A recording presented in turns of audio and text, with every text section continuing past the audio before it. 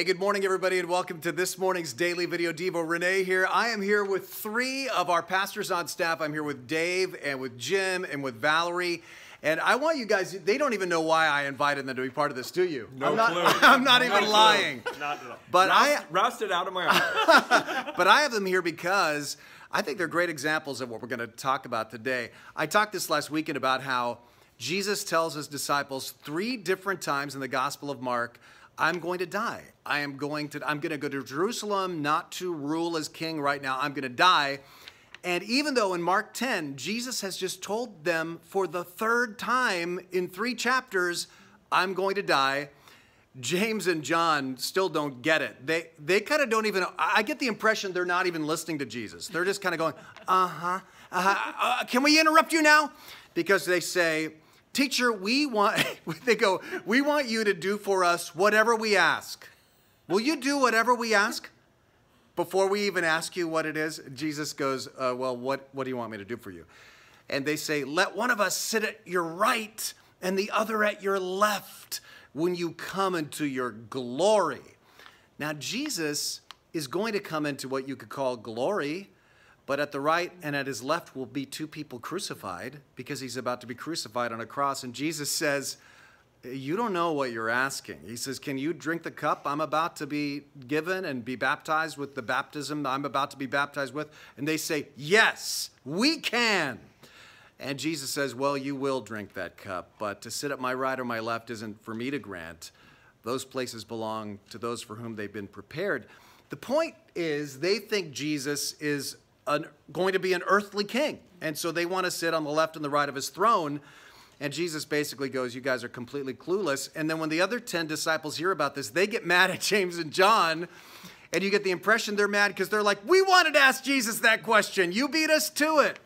And Jesus has to teach them a lesson. It's funny because he's trying to talk about the cross. And he has to teach them a lesson about leadership. He says, listen, the Gentiles lord it over other Gentiles, and their high officials exercise authority over them. Not so with you. Instead, whoever wants to become great among you must be your servant, and whoever wants to be first must be slave of all, for even the Son of Man did not come to be served, but to serve. Their request is based on ego, but Jesus calls us to servant leadership. And this is why I surprised you guys by wanting to be in this video, because this especially applies to those of us in leadership. Whether you are a parent in leadership in your household over your children, whether you're a pastor in a church, whether you're a boss at a company, a teacher in a classroom, whatever position of leadership you find yourself in, Jesus says, do not lord it over others.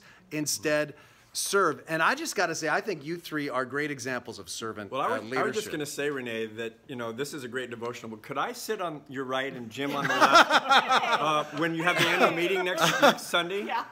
To grant that is not in my power. To grant those positions are for those for whom they've been prepared. When we do the annual meeting next Sunday, the 25th, actually. No. But I really do think that's important. And don't you think it is difficult for people in our current cultural moment, for whatever reason, you don't find a lot of servant leadership. Do you guys have any thoughts on that? Thoughts on that? Valerie, you have actually done a lot of reading about this, and we just did a staff meeting about this. Why do you think it's so hard in our culture for people to really be servant leaders? I think because our culture glorifies position and place over service and attitude. Mm-hmm. That's for sure. Our culture does not say, you win an award for being a servant leader. No. Our culture glorifies place, it glorifies achievement. And I just wanted to say, you guys are really, really, I think, great examples of this. And I wanted to honor you guys it comes for being... from the top down. He's a great example of that. I guess I was kind of fishing for that. But let's all be great. Well, I'll just tell you, we were watching the Warriors last night. That's one of the keys. That's a good example. Oh, yes. Yeah. Steve Kerr letting the guys coach. And you do that for us all the time. You do that all the time. They even use that term, don't they, in their coaching with the Warriors, the term servant leadership. Yeah. And think of that term as you go, whatever you are doing today, think of yourself, you are a leader. You are leading someone. You really are. Somebody is looking to you for leadership, whether you realize it or not. But think of yourself as a servant leader. God bless you. Have a great day. Jeff, let me All help you right, with back that. to work. Back to work. Back to work.